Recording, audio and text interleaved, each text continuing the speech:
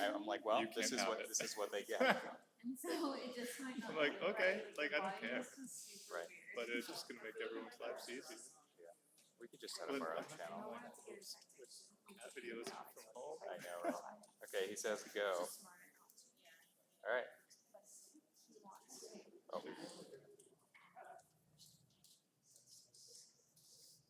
Let me make sure he can see it.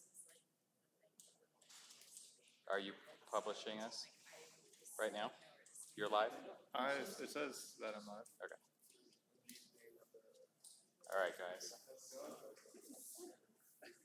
And I don't think it records if it's not pushing to YouTube, so we'll just Oh, hope for okay. the best. Is it? Okay, cool. You guys seeing us? All right. Thanks for coming. We are live streaming this out, which means we have an enormous worldwide audience watching this. Actually, the people in this room are probably the only ones watching it, except for Bruce in marketing. So what we're going to do today is, last week, we just started this live stream thing up, and the whole purpose behind it is to kind of put our behind-the-scenes work on display. And not only in the office, but outside the office as well. So digital practice teaming up with regenerative design, because this project is going to serve, it actually works between our two different groups to serve mostly our designers on staff to help them make early design decisions based on environmental analysis. Right? So we're trying to build a tool that will allow us to get to that point. So last week, Noah started the first live stream, and he was streaming from Sacramento, but now he's here with us today. And he started building it in Grasshopper, right? And he was messing around with that, and we had a few people interacting. It was really cool, but we thought, let's take a step back, and let's actually define what this project needs to be, what is going to be the most useful information for designers, because we could just put a bunch of charts and graphs on the screen inside a Rhino, but is that really going to be the most useful, right? The most useful thing for us is probably the most useful thing for us, and not necessarily just all the available charts that are out there, right? So Eric, why don't you come up, and what I did was I approached Eric and said, hey Eric, like what could be one thing, because we've only got about, let's say 45 minutes to an hour, okay? So we're gonna keep it short and moving fast. And what's one thing that we could really focus on? And Eric said the psychometric chart, because nobody understands it, right? And so it's really useful information, but it doesn't necessarily display information that people know how to read, right? So our end goal might not even be show the psychometric chart. And our goal today is just to kind of brainstorm what information do we really want out of that, and what might be another way, or what other ways could we kind of dismantle that and push it out so that it's useful information right from the very beginning. So psychometric charts look cool, they look science, right? They look very sciencey, and they might look really good on a printed page, but if nobody can actually read it and use it, nobody. What's the purpose, right? So let's just charrette that, and we'll do it live, we'll put it out there, and this is just another episode in kind of our ongoing this project. And our goal is just to keep pushing it out so people can watch how we actually design and build tools that don't necessarily already exist, or they're not available right in the modeling environment, right? So we're kind of tweaking it to work for us. So I'm gonna hand it over to Eric, because he's the PhD in all of this, and he's gonna run us through some stuff that's up on this screen. I hope we have some other people calling in from other offices. If they do, awesome. We might hear some audio coming out of the magic box. And then we'll just stream this for, like I said, 45 minutes to an hour, and then we'll call it quits, and we'll pick up where we left off the next time. All right? Cool. Oh, and I want you guys to get up out of your chairs and draw on the board and interact. This is not a presentation. This is definitely not a presentation. So thanks, Evan, for the intro. Pretty awesome and very well said about the mystery of the psychometric chart. Well, before we jump into it, I thought it'd be kind of fun to just, I took some snippets out of the class that I teach at Cal Poly, and one of those pieces is about the psychometrics. And kind of put this into context, because I think part of the answer is where we've come from and where we are today and where we want to go with potentially evolving this piece. So I've always really admired this image. For those that can see it up on the screen, it's a picture of a gentleman in the windowsill. It's one of Norman Rockwell's paintings. And to me, what is so essential about the image is that here's an individual who is essentially trying to find an optimal thermal comfortable environment, right? He got himself a book, he's cozied up next to a window, he opened it up, he's got a little breeze going on, and there he is. He's got this really ultimate environment. And guess what? He didn't go into the thermostat, he didn't turn it on, and potentially the technology didn't even exist when this concept was being floated. So here's the environmental aspect, right? Here's how we use passive strategies to achieve that comfort. And within the passive strategies, very obviously, window, shade, comfort, orientation, a lot of good stuff happening. A very similar image, if I could get the screen, Noah. As we experiment, we're all experiments here, by the way. Another very similar image. Again, the concept of being able to find that comfort in the environment that we know so best. And part of that is just knowing that in terms of how we experience it, but then how we interpret that information when we're beginning to be a part of that design team and trying to create the most optimal passive strategies.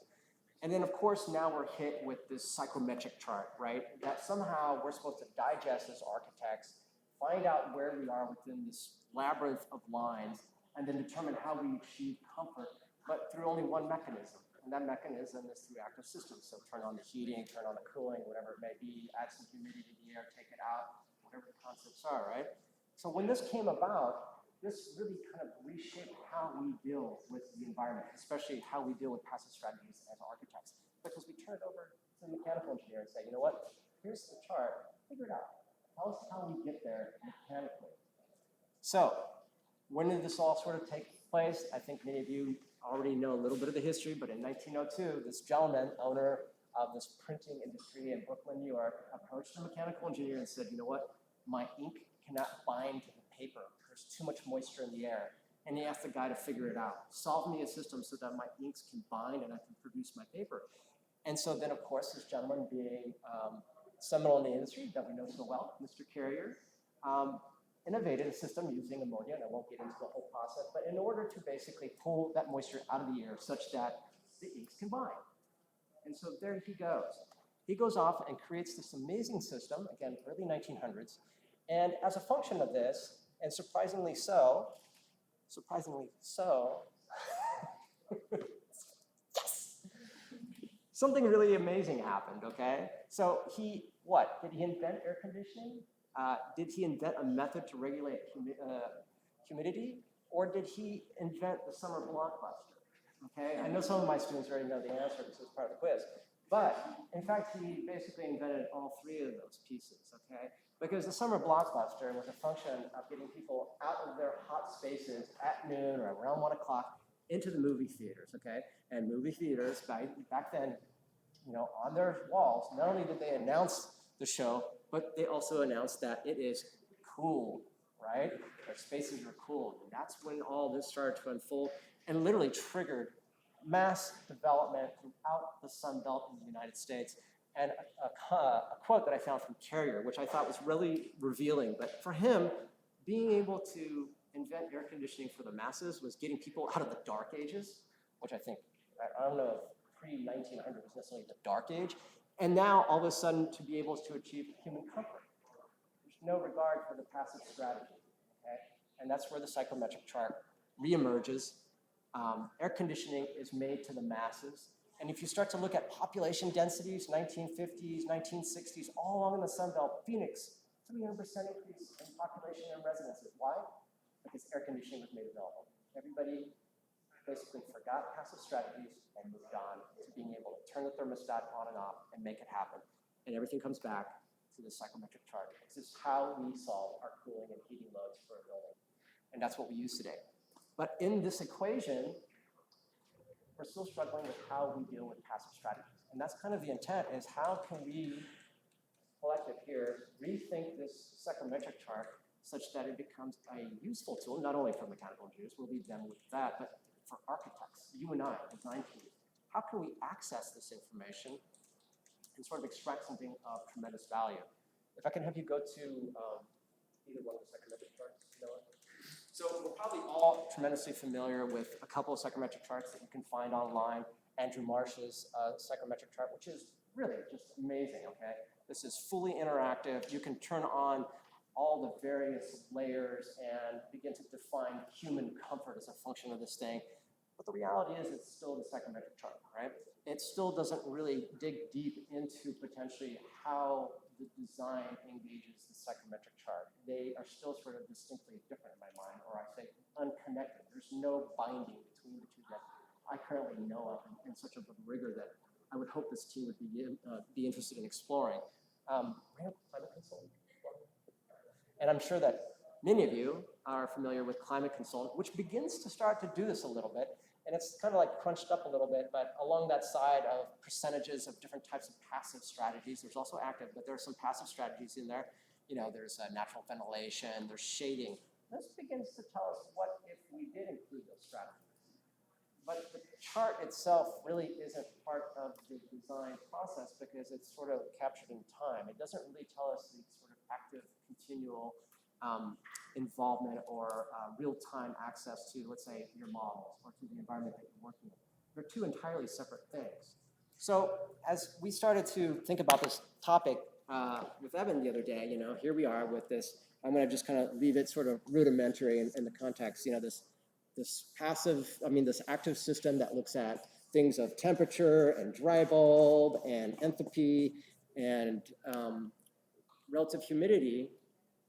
How does this become a useful tool for architects? Not so much the engineer, but how do we transform this in such a way? And maybe, like Evan said, maybe it doesn't look like this, right? Maybe it looks something completely different. Maybe the values of what we're trying to learn from it is not what this thing is best designed for. But that's really where I want to turn it over to you guys to sort of rethink and reinvent the psychometric chart so that it can be a useful tool for designers. So this is part of that active collaboration. I want to hear from you guys how you think you can make this work, because a lot of you are also kind of really being exposed to a lot of new technologies when it comes to, you know, scripting, Rhino, Grasshopper, Ladybug. So a lot of this being sort of your new palette as you move forward in your careers. And also for those that are, you know, have been in the profession, but how can we turn this tool into something useful, or reinvent the tool, I should say?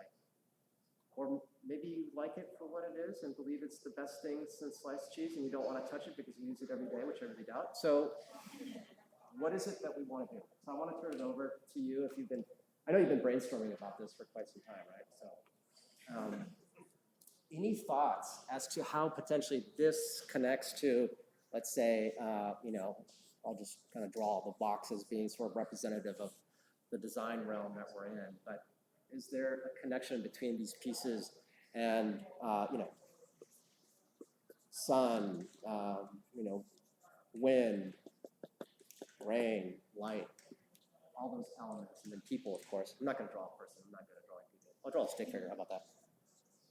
There we go. People, right? Most importantly. So what are your thoughts? What comes to mind?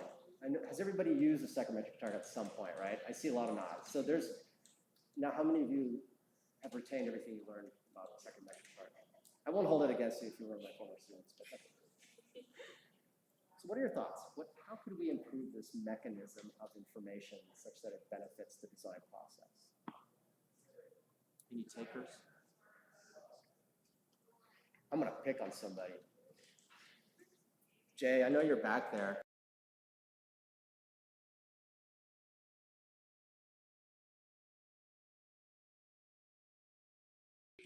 Use as like a tool to like analyze on the climate status or situation of the certain site. But then, well, with like an architecture design, I always think like the way, it's just kind of similar to the way climate consultant kind of shows, like if you click on certain strategy, it will kind of expand to a certain direction. So what if we kind of like combine those thoughts into grasshoppers or those scripts, like the way you kind of move the, you know, like thoughts or cursors to a certain direction, then depending on the strategy, you'll maybe increase the thickness of the walls to gain like those, what is it, the thermal mass effects, or for a certain direction, maybe try to like, I don't know, control the humidity, or like change certain portion of the like building features, like walls or even like those things or openings. to like certain sizes, and which can be more like graphically integrated with and kind of make designers or like architects to understand how each like strategy kind of relates with each direction or each like lines of it within the psychometric chart. So I don't know, it's really like a draft thought, but I think it's like making 3D version of that like psychometric chart from the climate consultant, not just being seen as like a boxes or expansion boxes or regions, but also kind of showing the shape of the buildings or features that are lively, like changing, interacting together. So the one thing I did, and thank you, I'm going to catch up, but the one thing I kind of forgot to put in there was the thermal comfort range, right? So that's kind of critical to the equation, but I like what you're getting at, Jay, is that the connectivity, and this is where I've always kind of felt that it's hard to kind of grasp the impact, because it's really designed so that a mechanical engineer can determine the calculations in terms of BTUs and get the sizing of a tonnage of equipment, right? But then for architects, the integration between, let's say you had a window in here, and because that window size now drives a certain heat gain, it potentially introduces more heat into the space. So now you lose the amount of thermal comfort. So that, at least my understanding is that the dimensional qualities of these two kind of want to be connected so you can see the impact as it's related to. Right, but yeah, that's kind of like basic thought, but I also kind of think it is really difficult to correlate just one factor of each into like one portions of it in the psychometric chart, because like building get really affected by multiple different like factors, and then not just the building like opening sizes or not just by the wall thicknesses. There are so many different factors, but maybe to just give a basic thoughts, it's really like basic. So let's talk about that. It would be basically, right, we talk about roof, we get heat gain through roof, walls, we get through the floor, windows, any kind of fenestration, so that could be windows, doors. And then of course there would be potentially orientation, yeah. So then all these factors, which I'll kind of consider to be kind of like in this live component, in your mind, these factors are always kind of talking back to the chart, such that, I'm going to just kind of pull this out, that a percentage of thermal comfort is reacting to your model in sort of a live context. Is that kind of like what you're getting at? Yeah, that's what I'm kind of trying to say. Like, depending on like certain passive strategies that you incorporate with your design, the amount of like dots or like that will show up in like comfort zone within the psychometric chart kind of expands, or it will be more. So like trying to integrate how those design changes will affect amount of like percentage of the hours that are like within the comfort, like thermal comfort zone. So let me ask you this, now that we're kind of honing down on this idea of potentially of what's happening sort of immediately inside the box, right? Is it necessary to continue to use the psychometric chart for what we know it? Or could we somehow rethink how the information of the total percent of time to thermal comfort as a factor of these elements that are being driven by a model is represented? Do we need to use the psychometric chart to represent that data? Because will we still confuse people at the end of the day by still using what has been so seminal in terms of thermal comfort and psychometry? So could we reinvent this piece to communicate this information? Any thoughts on that? I've always, I'm sorry, no, you were first. The first person to throw something at me gets to talk first. The way I've always used the chart, maybe I'm the power of it, but it really ultimately is, the time or the design strategies on the left, that chart. That's kind of really what I'm involved from the psychometric all the time. I mean, from a graphic standpoint, you can understand like, okay, I have some areas that are outside the thermal comfort, and this is going to help me brand it in. But it's really all about that yellow highlighted region. It's like, okay, what do you need to do? And you enter your operating hours or you enter your climate zone, and it starts to change that and show you like, okay, these are your top 3 strategies. It almost seems like that's the information that we need as designers to always see somewhere in a dashboard. Like, hey, you really need to hit thermal mass, you need to hit your orientation, you need to hit nighttime ventilation, and those are your like top goals. And then it would be great to have some sort of feedback where if thermal mass is really important, somehow tie that in through grasshopper the thickness of your floors or whatever it might be, thickness of the walls, and make sure that, okay, I've got my trauma walls on the south and all of that, to give you some sort of feedback, like, okay, you've hit 90% of your goal of thermal mass. Okay, so if I'm interpreting that, then essentially recommendations, and I don't know how far I can go off to the side here, but if we're looking at the design strategies and these are all part of the envelope, essentially, the idea that you could ask for recommendations such that it would give you sort of design guidance as to maybe how deep the overhang or how thick the floor should be for these certain conditions is kind of what you're getting at. Yeah, maybe it could be like a tracker where it's from like red to green, next to track recommendation, and as you implement the strategies and you give yourself thermal mass, it gets closer and closer to green being your ultimate goal. And do you see that feedback being more of a narrative, or do you see it actually physically changing the model? Is it a graphic influence such that it would come in here and say, hey, you know what? The recommendation is to put an overhang, and it does it for you. Oh, I see. That's a good question. I guess it would depend on whether or not you want that to drive some of the design decisions, or you want the power to be able to design it and then it tell you how effective it is. I guess it could go either way, really. So for choice, basically. Yeah. I think, if I'm correct on climate consultant, at the bottom, it does say best set of design strategies. So you could click on that. And so now you have the choice of doing it yourself. Whereas this doesn't actually have any graphic input in terms of backing into the model, but you could potentially ask it for the best choice based on the weather files that you're given. And it actually will give you those options, and maybe it actually does the change for you. And then if you decide not to, you can say, no, let me design it myself. Let me see what if I just do thermal mass only for some aspect.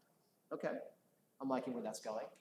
But is the model the only representation of the increase in the performance, right? At some point, we need something to kind of tell us, no different than how at the bottom of the chart there, it gives you the number of percentage of comfortable hours.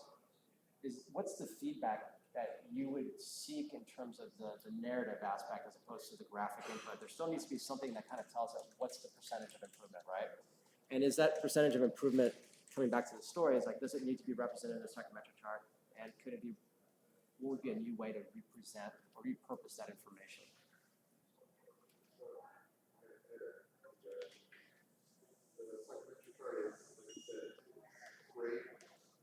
And it's a great way to mathematically show your progression on that swing. But there's a lot of other better, I think, graphic representations for users to kind of gauge what they're viewing. I mean, like rose windows, like radar charts, stuff like that. So if you had a couple of those key features that you took an area, because my understanding when you look at that, that's somebody in the field of that city swing a dry ball, and getting radar or whatever, data equipment to say this is what the context of that city is. But as soon as you put them under the canopy, then all that information changes. So in the building, you have, 100,000 square feet of a building, where are you getting that information from? So being able to tell the system, okay, this is the lobby, and I want to find, what's happening in this lobby space, and then have information coming back, but maybe not in that chart form, but maybe it would be like, for that region, the software would automatically tell you strategies, top 5 strategies that are bringing your radar swing out of kilter, right? So you have a comfort zone; it's within this circle, and then you have high spikes saying you're high on this, you're low on this, and then it would give you the top 5 strategies, and as you start to adjust it. I think you have a vision in your head. I really want you to draw it for me. Do you want to come up here and draw it? Yeah. Because if I try to interpret it, I'm going to draw it wrong. I know I am. But I think you're onto something. So we're going to put you on the spot. yeah, I don't like that, but Okay. all right. I mean, if you had your chart, and then you're trying to interpret where these swings are happening because of strategies, 1, 2, 3, 4, and 5. If you had like a radar that was doing this and saying, thermal. Sorry, I don't like writing on boards, but your thermal mass is causing you to spike out of your comfort range. If solar, was causing your heat gains to go out on this range. So it would give you like a couple strategies to say, this is what we recommend for you to do for the building. But in the software package, in your building floor plate, if you had a building and you said, this is my zone that I want to identify as my character.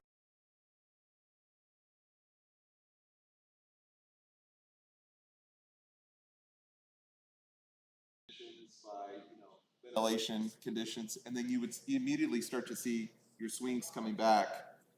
The effects of your strategy start to hit your charts. So maybe like a chart like that would be more effective as a design tool, because immediately when I put 20% glass here, I see a response to that design change, and it's immediate. That would be what I would think would be like an interactive design tool, and it would be easier to read to me from a simpler standpoint than the psychometric chart, because I would just see where I'm trying to hit, because every time if I'm out of my range, I just know I'm trying to get back into my zone. Yeah. And based on that strategy, of the top 5 or something that it told me to do. So sorry for the scribbles, but No, yeah, I think it's great. that's What I really like, and I'm trying to move with different here, is that in the building component, you're looking at the building and its parts, which is kind of a very appropriate way to kind of begin to dissect the building in its relationship to the environment. So orientation being very important, right? So your relationship in terms of how you start to define space may not necessarily be applicable to all the spaces, and that is immediate feedback tells you that yes, you're going to basically change your strategies as you wrap around this building as a function of this relationship with all these environmental conditions that you start to lay out, with solar, wind, in other cases maybe solar radiation. So I think that's a very interesting concept. No different than how we do daylight, right? So we daylight the room, we study that room, and we try to understand that spatial daylight economy of that particular space. No different than we would want to sort of understand the psychometric sort of response to that space. right, because when you talk about natural airflow and conditions like that would make a space more passive in its design.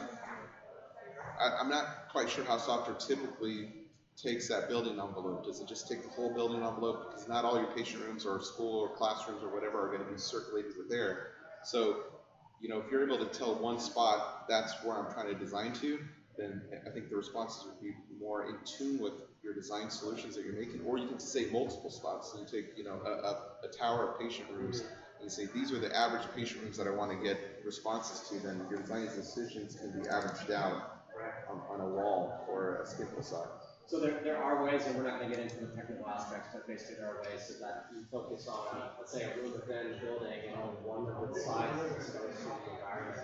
There are ways such that you eliminate the energy transfer through the other 3 walls and just focus on that one primary wall. Because in theory, the other walls are being flanked by similar temperatures, they're not being exchange of energy. So the answer is yes, you could potentially, just like you drew it, focus on that envelope piece in terms of its porosity, in terms of its energy transfer, and kind of get down to some raw basics. But You guys liking this? that's worse. The biggest issue with the psychometric chart is that it's graphic, obviously, but it's like too much. And I think I really like his suggestion, because if you did have like each category on its own and you saw just how it was affecting the one, it's easier to pinpoint and see as a designer like what's the actual issue, rather than looking at too much. Too much, yeah. Because the thing I see in articles a lot is when they're talking about responses to designs and data that drive the design. I usually see like there's the baseline, and then they give like 3 variations and say here's the 3 strategies we had, and then here's an optimized version of it. Right. So whatever I always see, whatever the design is, we usually do it in that sequence. And I think it would be nice if the tool could do the same thing for us, where we had a baseline and then we had like 2 or 3 strategies, whatever, that are the top hits. And right. We vary our design, and then we can show that to the client, make it real simple. And I think you can achieve the baseline comparison within the same graphic. So this is your, let's say this element here that you drew is the reaction to in terms of its improvement or not.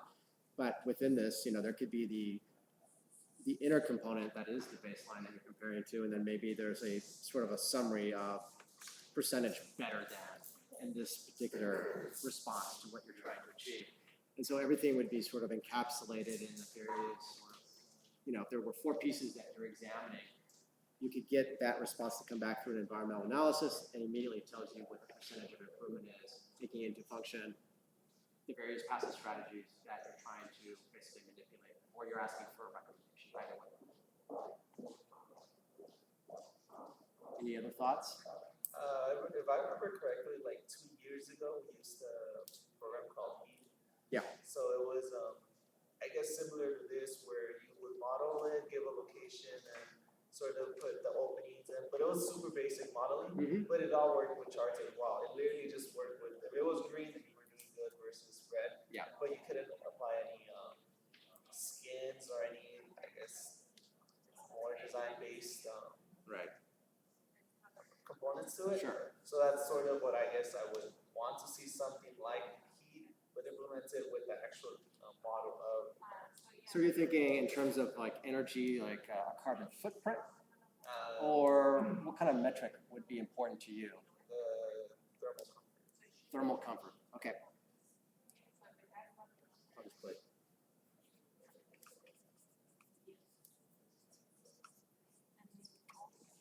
It's to some degree, I think all these are thermal comfort. There's thermal comfort in each and every one of them. So I don't know if it's necessarily separate, but I know what you're getting at. At least that was my thinking, is that when you're drawing this out, you're thinking thermal comfort as a function of solar, as a function of wind, as a function of something else. Yeah, so like if on the chart, you know, how you always view these psychometric charts, they always give you strategies to move in one direction or another. They say add mass, you know, open windows, whatever.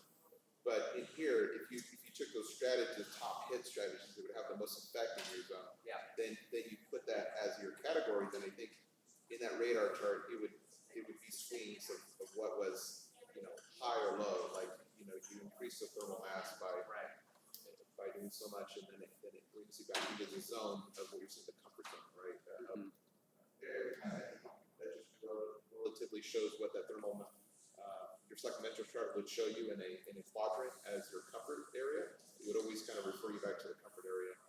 And do you think it needs this connectivity back to the model? In terms of like, if it's making a recommendation, there's a physical geometry change? I don't know if I'm that comfortable with the computer generating stuff on the model for me. I think it would be good if it had a graphic representation of what it meant for me. Like it said, okay, just put a shade over this glazing, and then this would respond to this category.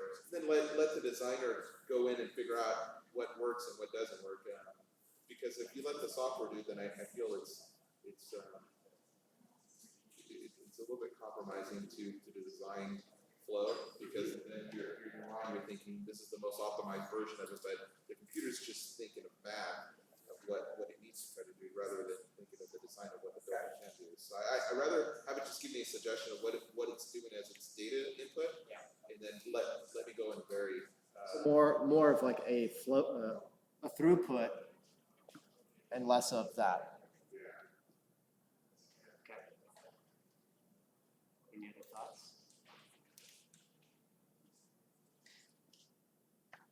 I mean, I think it might actually be helpful to have like a graphic representation, but maybe if there was like an option where like you could have a program do that or not, because like I think sometimes it might be hard to understand what exactly it wants you to do in terms of like maybe like the top 3 choices. So maybe there would be a choice for the user to, you know, turn on that like graphical representation or not. So It's like a preview of like what it would be in your building. Right. So then we'd have like a kind of like a switch, right? yeah, So that you could flip it on or off depending if you want to go that route. yeah. So then it's like more flexibility for the user. Right. More choice, flexibility. I like that. On that point of the choice, maybe it would be better, like, because typically when we meet with the you know, the groups early in the design strategy points, they say, okay, well, what if we vented the building from the top, you know, did a chimney effect or whatever. But a lot of those things, we can just quickly go through this, say, no, we can't work on this project with this type. Maybe just having choices of list for the strategies that it categorizes, and we can go through and then start picking which ones we think are more realistic for this type of strategy. But the computer still tells us which ones are more effective per, you know, design to get you to swing that space into a comfort zone. But it allows us the flexibility to pick and choose which one. So maybe the computer doesn't generate the top 5 for us. It just it generates categories and tells us which ones are more powerful in getting us back to their comfort zone. But that's hopefully we saw with strategy in selecting which ones are. All right. What's interesting is when you say that, I think immediately of like climate consultant, right? I mean, that's kind of like what climate consultant is doing. Yeah. If you come down here and say, show best design set strategies, it's going to go through here, it's going to filter that information, and it's going to basically pick out where top 5, I don't know which one it is. You actually want to click the switches to see what it gets on this one. So then those would be its top strategies based on region, right? It doesn't understand geometry. It has no relationship to geometry at this point. So these are tremendously dynamic because depending on your orientation, any kind of passive strategy direct game may or may not work, right?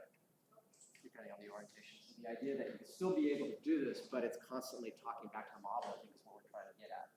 That there's connectivity, and then the representation is such that it's digestible as opposed to coming back into this sort of environment, which all intents and purposes is tremendously helpful, but does kind of get a little lost. Any other thoughts?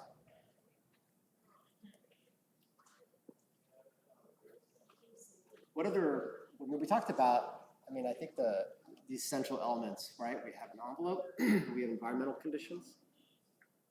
What other elements would be vital to include in this analysis? Are we missing something that would make it that much more useful than just understanding the passive strategies?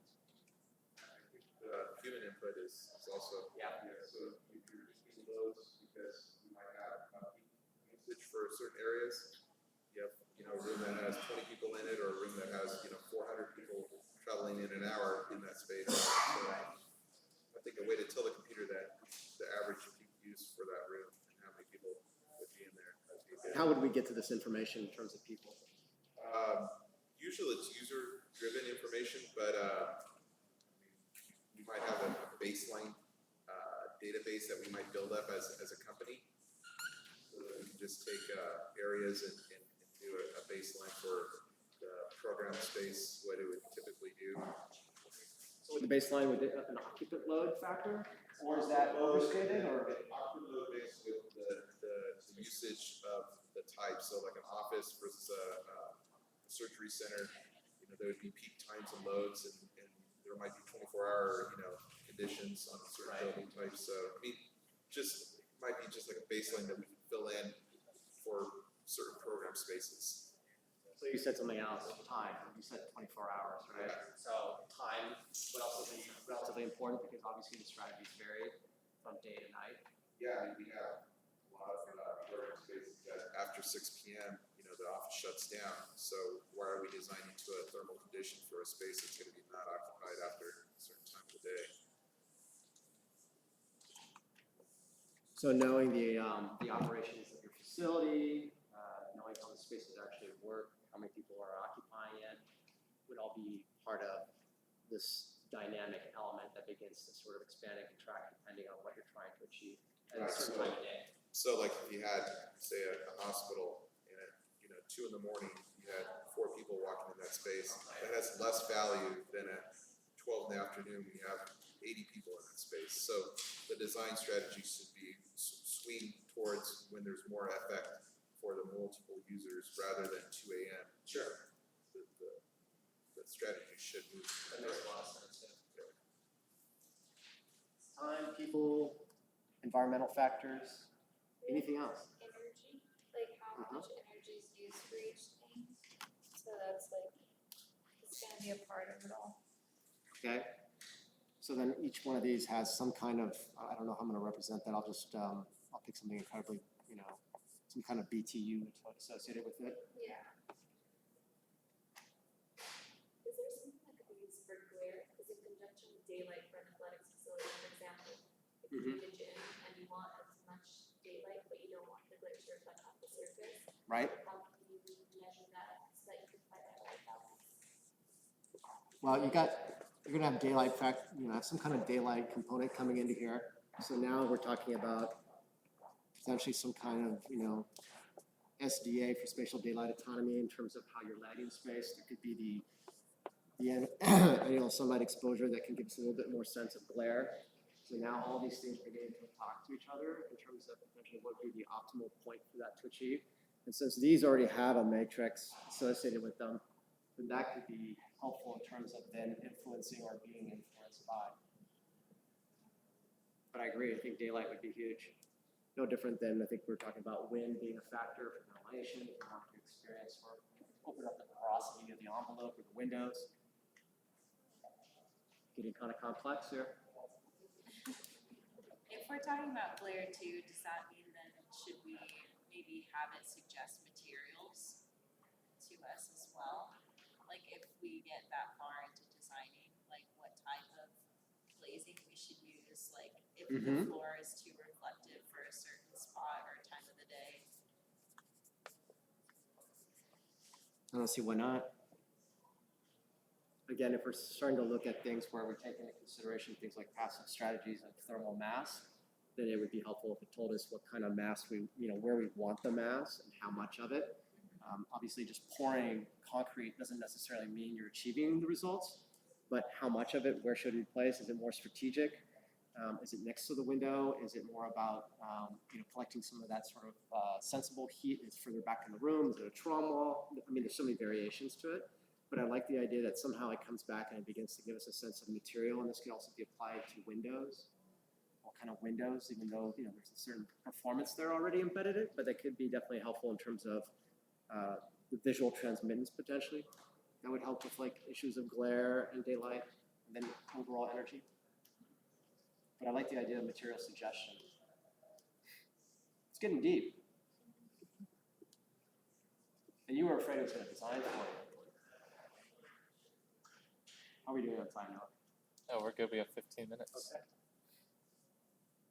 Any other thoughts as we start to conclude this live stream of 10 people?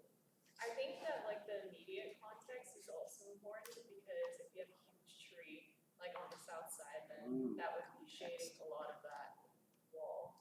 So I think that would be important to include in like the model aspect. Like if you're in a cityscape, if you would have, tall buildings around you, that's a Exactly. good point. I don't even know where I'm just going to continue this. I'm down here, pin's running out.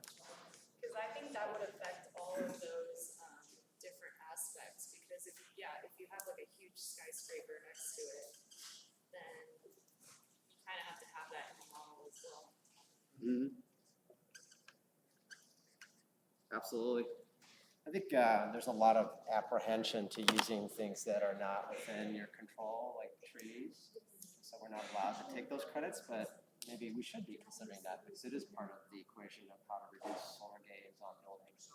And we purposely plant trees next to buildings for that sole purpose. So if that's the intent behind what we're trying to do as designers, then yeah, it should somehow give us an opportunity to sort of anticipate what impact that would have. Speaking of the outside environment, you had like cooling ponds, stuff like that. So you have maybe like double skin systems. I don't know if I've seen software so far that can take that into effect without running complex fluid dynamics. But if you had like cooling ponds around an area, you had double skin systems, and those all start to become probably more complicated. But I think the suggestion of those strategies to the designers as they're thinking about stuff could make a big effect. I mean, if you just were given a simple diagram of saying this strategy could help this wall or this facade, then you would start to think about that as you're designing the master plan or strategically laying out buildings. I mean, that's huge, right? But that's exactly kind of what we're looking for in design tools today, I think. It's we come to a point where we're asking questions about thermodynamics and the accessibility of those tools to designers such that it's simplified so that we can actually use it and make decisions, which I think is part of today's discussion, is that a lot of those tools are not quite there yet because they're not simplified for our intended purpose. They're available, and you've seen them all over the place. They're used to generate analysis on wind, on planes or boats or whatever the case is. But there definitely, I don't think there has been a successful application for architects in such a palatable way that it becomes part of a big picture as opposed to just what if wind, touches building and only trying to solve that equation. And so I like the idea of trying to plug in, and I think you had kind of touched on it up here when you were starting to design or lay out your criteria or categories. You talked about wind. I think that's important. So how does wind influence the design? How does it influence the envelope? Can we get something to come back? Maybe it's not material, but maybe it's also assembly. So I think assembly would be an output of some sort. Kind of tell us what you would recommend. Maybe it is a double wall, maybe it's not. Maybe there's a composition that we haven't thought of. But that would be interesting. And then this could basically, the assemblies and the materials and all the information that's gathered here can pull in basically our code as we know it. And sort of dissect what's mandatory as it is, what's the requirement, and then it could eventually, would do no different than some of these here, give us a percentage of how much better we're doing if we do this one assembly. What if there was a preset diagram that was specific to each climate zone related to the contents as well that said, okay, for this climate zone 10, the best orientation that we can get basically will be, natural ventilation from this direction, you would have this much BTU, that you can just see different variations as a starting point of how you start your design. Mm-hmm. Yeah, no, absolutely. I think I had written down orientation over there, but somehow to create a context and basically allowing the system to kind of tell you what might be the most optimal orientation geometry. Is that what you're thinking of, or? I'm thinking of more like you can just pull up your UPW file Right. and say it just gives you kind of like choices. Like these are the most optimal ways, and you can kind of like diagrams that say, here's option A, option Oh, B, okay. option C. I see what you're getting at. So that would be like almost before you get too deep. It would be like an initial step. So you pull up the regional weather file, whatever the case may be, and then right there, right out the bat, it just tells you some very simplified interpretations of what that weather means. And then from there, you can change it based on your concept. Yes, running out of room. So I'll just put like kind of like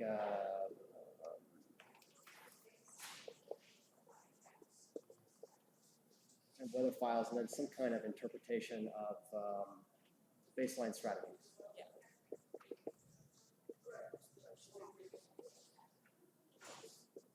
Okay, I like that idea a lot. That would really kind of get right to the point in terms of how to orient buildings, and maybe even be able to put in something as simple as like the square footage of the building, and it could maybe sort of come up with a few variations of how that might actually look. And it would all be visual. Right. Okay. So something that stems right out of the weather file, right out of the get-go. That's actually kind of interesting. That's like getting right to the point. What makes a difference? Okay. And aside from giving you a visual orientation, you still want to know though things like energy, like BTU and all that. Yeah. It would just give you initial, like, if you started with this, what's your initial energy use? Okay. Very cool. So let me put one last thought out there. What if we were to use the 2030 challenge criteria, which is basically we're trying to go full electrification, we're trying to reduce the carbon footprint of our buildings, and to achieve that, there's basically a certain criteria that get us there. So right now, what we're doing is we're kind of going towards 2030. One is if we brought 2030 into the equation, so it told you what it needs for you to do in order to be where it is today. So if we're supposed to be 70% better today, or we're supposed to be 80% better, what does that mean in terms of these outputs? So some way to say maybe at the end of the day, it looks back at all of this as a big assembly, and it just says, hey, you know what? You are either on target or not on target, and in order to get to 2030 with where you are today, then you should be applying these strategies to get there. Do you think that would be helpful to kind of get you to zero net, let's call it?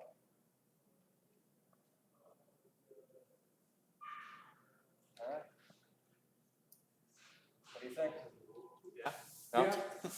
Any other parting thoughts for our live stream audience? I think just to be as simple and as clean as possible. That almost if you could oversimplify it, it would be the best target to try to achieve. And then give the users maybe layers of in-depth adjustments that they can go deeper into if they want to. But if you just wanted to touch the big pieces of the puzzle, you could move knobs and adjust up something or adjust down something, but make the interface as simple as possible, so it would kind of create more of a friendly environment. That is all on Noah. Yeah. I really appreciate everybody's time. Thank you for joining us.